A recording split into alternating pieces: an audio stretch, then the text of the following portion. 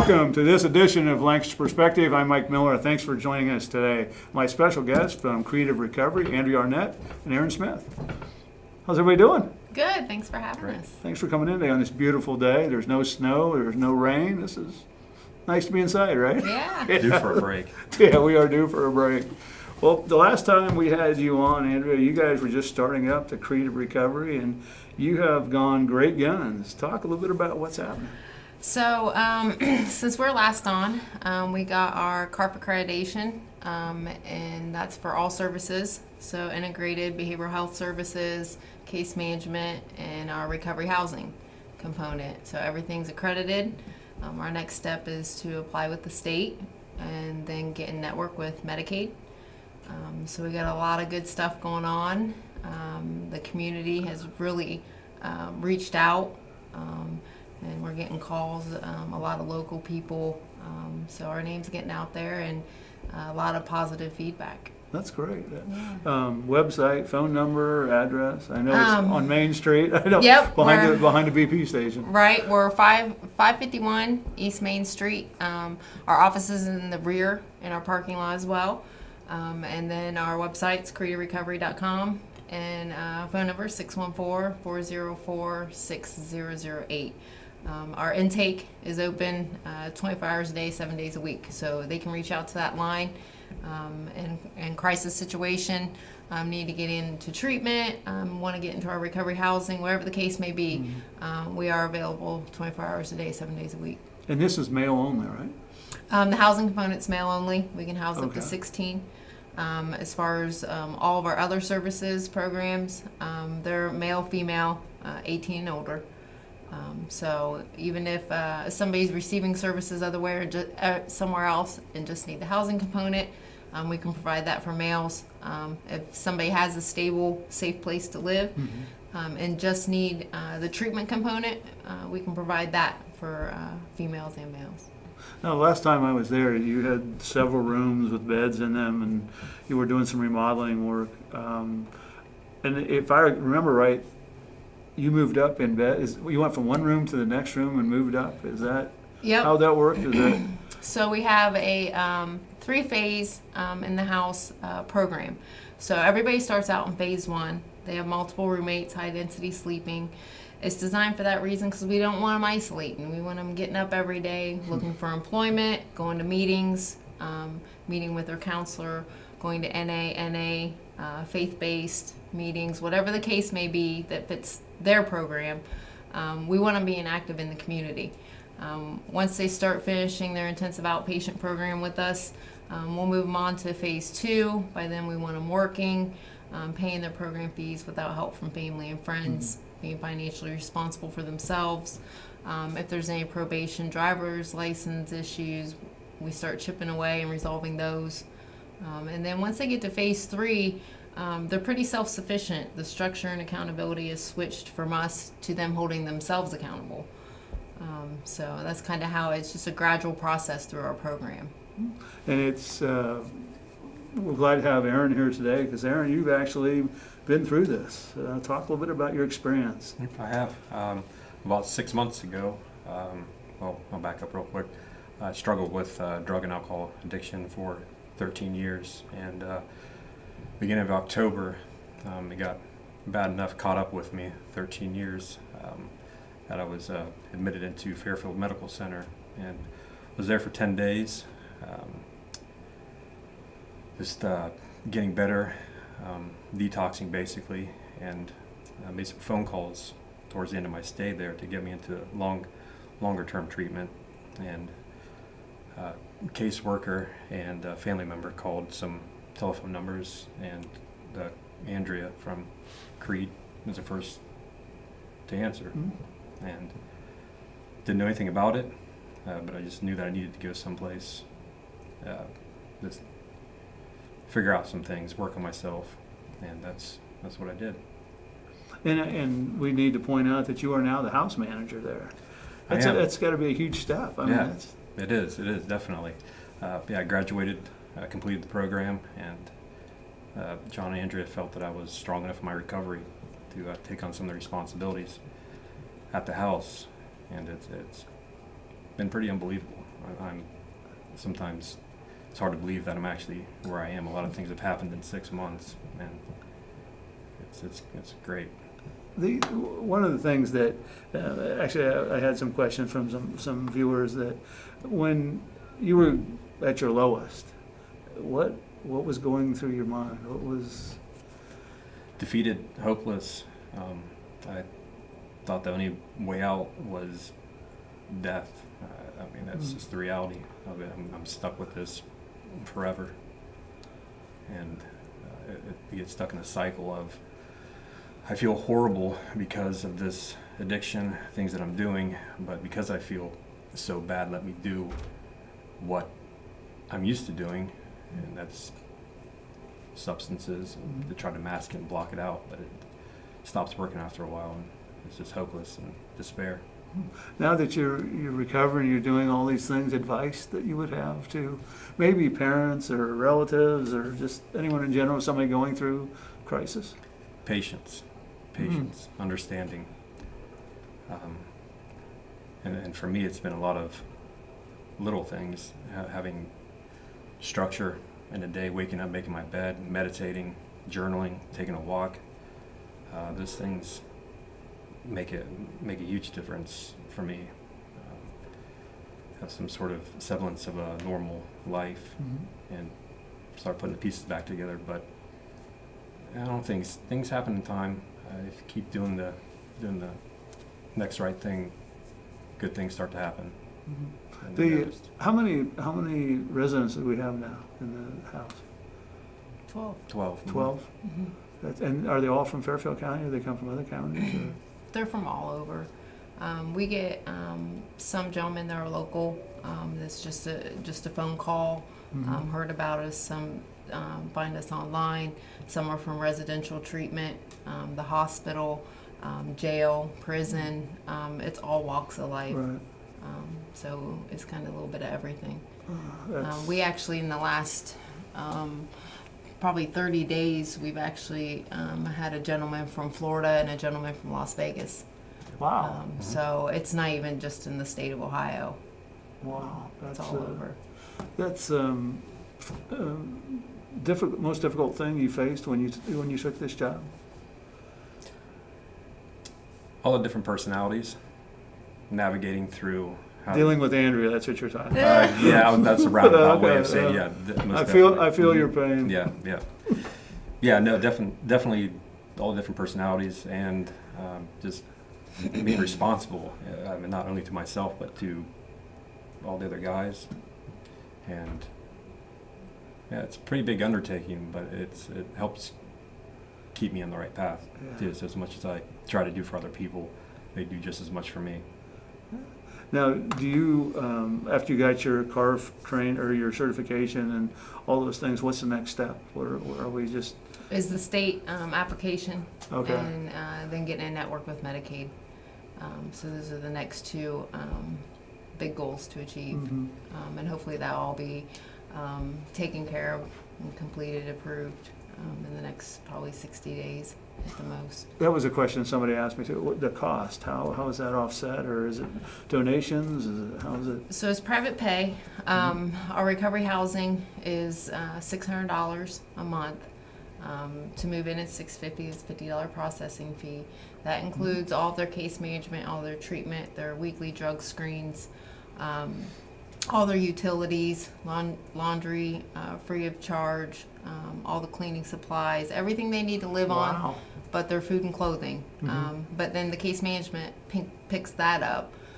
So if they need link to job and family, to get medical insurance, to get food stamps, anything like that, Right. clothing pantries. So we'll link them with even those two needs that don't cover under the program fees. So we make sure the guys are taken care of. That's So- when, again, we going back when we first started it, and you were talking about all the different things you were going to do. And is this going to get bigger, or is this where we're going to stay where this size, or we're going to get more think- buildings, I guess? More Yeah, housing? in the near future, we have already discussed getting an alumni home. So the Oh, wow. the people that have graduated our program, but still want to be surrounded around Sure. the guys in recovery that support that family. But it would be peer ran. At that point, they've gotten all of their treatment completed and everything's back together. So that'll probably be the next expansion. Would be an alumni house. Alumni house, that's neat. That's a neat Yeah. concept. I like So, that.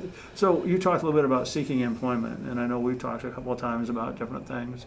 Can employers come there and interview people, or do they have to go out into the community to interview, or?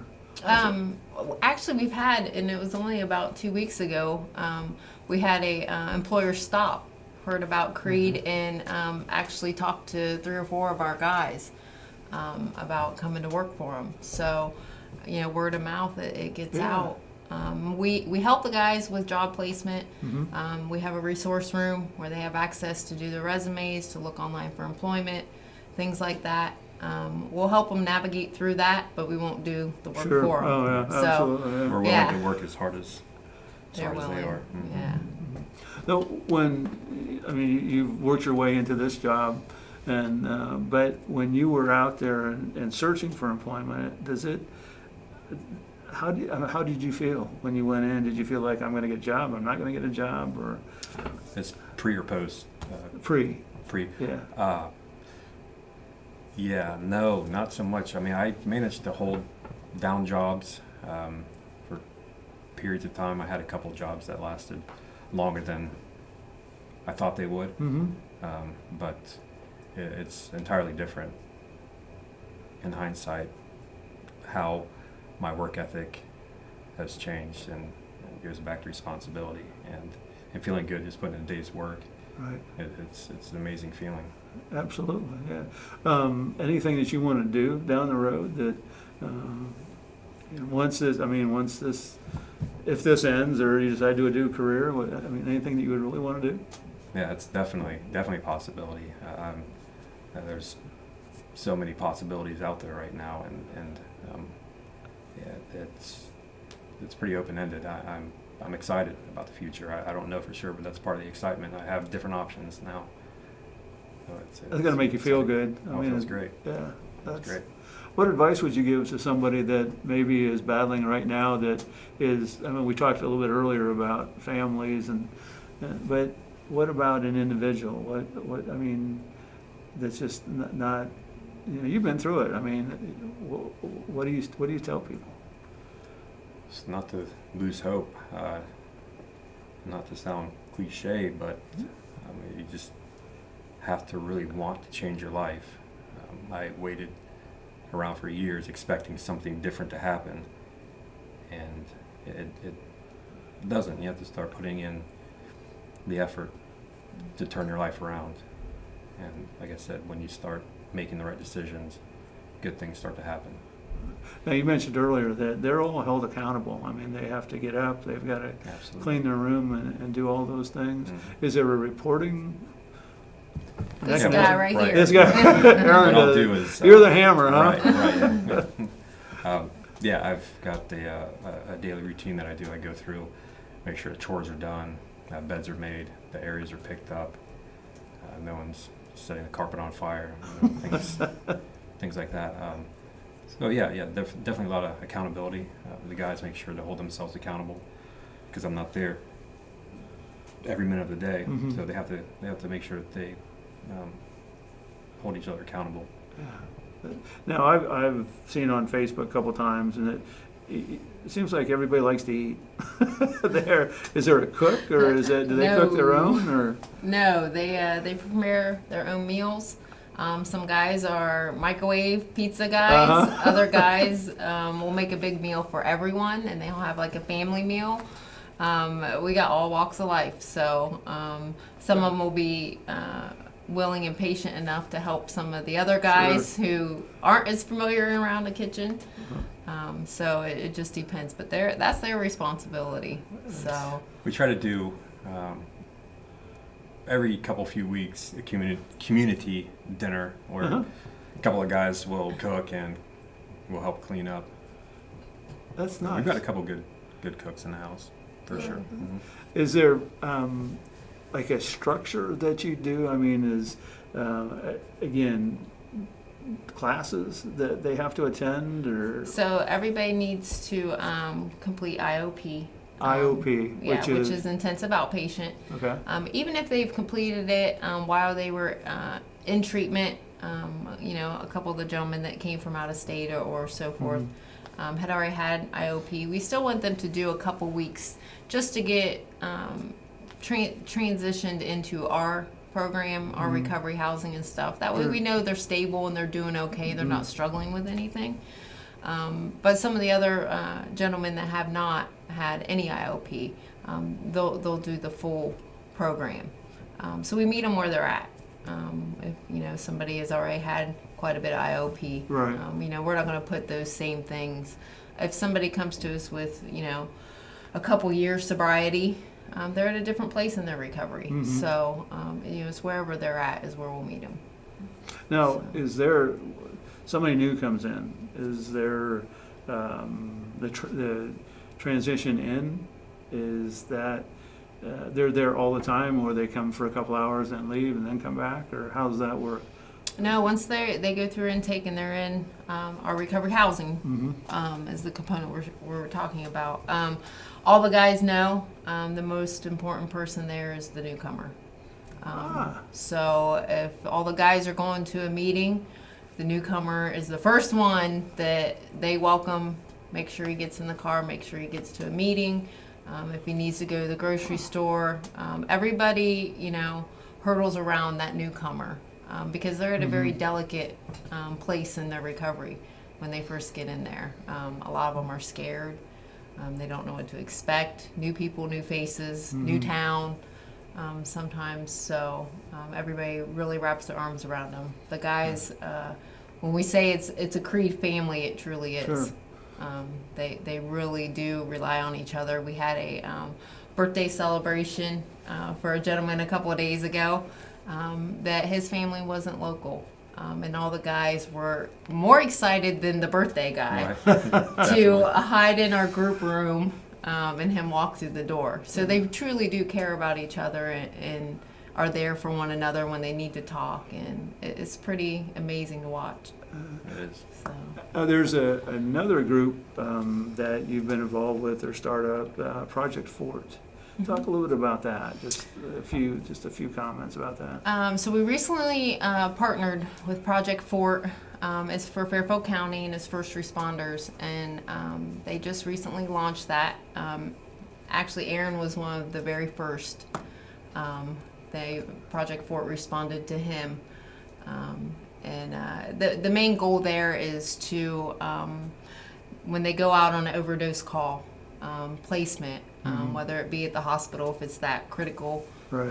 or once they're stable at the hospital to get them into treatment. But the goal there is to have wraparound services to make sure that they're linked with every need that they need to continue on to give them the best chance at their recovery. So it's the whole community has come together with this new project. A lot of the professionals in Fairfield County, we get together monthly and talk about the needs, even to, especially this month being Child Protective Awareness. So, even CPS is there every month, the kids that are affected that see the overdoses, how do we get these parents well? Right. It affects everyone, as you know. So. Does it, the image that, I'm sitting here and you've overcome a lot and you're on, but when you were again in the pre-life, what did you think about when people were communicating with you? Were you like, they don't care what I think, they don't, Yes, definitely. The image that I felt that I conveyed was that of the stereotypical junkie. So felt pretty worthless, pretty not good about myself. I don't think many people in the throes of addiction feel very good about themselves. Did you have any support system during that time? Yes. didn't like to be around people that cared about me because of the guilt and the shame. So I hid a lot, stayed away from people. But yeah, the support was definitely there, and I'm fortunate enough to have support, not burn too many bridges over the years, that there's still people there that care about me. It just seems like this is going to explode. I mean, you've started out, and you've got, what, 16? I mean, this seems like just the tip of the iceberg. Yeah, and to touch on a little bit about that question, and you saying that, a lot of people in the community perceive it as, a drunk, a junkie, a meth head, whatever other terminology they want to throw out there. But we're making so much progress in the community that they're realizing that it's a major problem in opiates and. Yeah, I think it's difficult to find someone that's not affected by this. Some family member, someone they know, directly affected. And again, you've been through this. Is it something that is it going to get worse? Do you think, or are there being steps in place? I mean, obviously the Creed Center is doing things, but is there steps in place to help those in need? That's the big debate, the big question right now is, unfortunately, a lot of times things have to continue to get worse until they get better. And I think there's some deeper issues at hand. What begins the addiction, the drug seeking in the first place, why I feel a need to numb myself to the world. So I think there's some pretty deep underlying issues, but there's definitely steps being made in the right direction, and the services are out there. You just have to be willing. What would you say to, and we just have a few minutes left, but what would you say to people who are saying, oh, it's their fault, too bad? Personal responsibility is definitely a big thing, not deflecting, putting it off on, I do this because this happened to me. There's healthier ways to deal with things, and despite the fact, yes, drugs, alcohol might numb the pain, take the pain away at first, it comes back tenfold. It's like signing a pact with the devil. Seems great at first, but then it comes to collect eventually, and it's not fun any longer. And I think the people that it's like the alcoholic, the family will say, well, just put it down. I can have a beer at dinner, and I just put mine down. I think it's important to know it is a disease. There's a lot of pain and heartache that's caused by somebody struggling in addiction or alcoholism. It's not that simple. It is a disease. If you have an alcoholic who's drinking every night for years, if they just stop, they could die. Alcohol withdrawal will kill you. They need to get into treatment. I think a lot of times there's so much judgment there, but I think it's getting better. Like I said, with the stereotypes, I think that people are starting to realize this is a disease. And even back on the law enforcement, we've had several law enforcement come by Creed and talk to the guys, and I think even on the addict side and the alcoholic side of things, they're not looking at law enforcement as bad guys. They were doing their job, and they're starting to, so I think the whole picture is getting better, and there's less judgment. We've had officers come in and sit down and just talk to the guys and just to want to visit and see how everybody's doing, and they care, and that really shows a lot to these guys. So I think the whole picture has just been really moving in the right direction. Again, we just have a few minutes left, but if people want to donate, is there anything that you need other than, come by, and do you have open houses? We did when we first opened. We probably will for our year anniversary. Which comes up? In August. Okay. We'll probably do another, celebration, open house type thing for the community to come through. But yeah, we do donations. We do get some gentlemen that only come with the clothes on their back. So we're always in need of some clothing. These guys eat out of the house, so some people come through and donate some food. And but yeah, we're always welcome to that. Well, that's fantastic. One more time, the address and phone number, so if people want to donate. Yeah, 551 East Main Street, office and parking's in the rear. Website, thecreativerecovery.com, and our contact number is 614-404-6008. Fantastic. Well, Erin, we just congratulations on the new assignment and where you've been and where you're going, and you know, just it's a great story. It really is. That's a great story, and you know, again, don't be afraid to kind of take care of Andrea too. She needs to be put in her place every once in a while. That's a lot of work right there. It's a big undertaking. Yeah, it is. It's a great program. Andrea, Erin, again, we appreciate you coming in today, and we'll get you back on before the 1-year anniversary. Fantastic. Thanks for having Thank us. you, Mike. Thanks for tuning in to this edition of Lancaster Perspective. I'm Mike Miller, and remember, until we meet again, let's make a difference.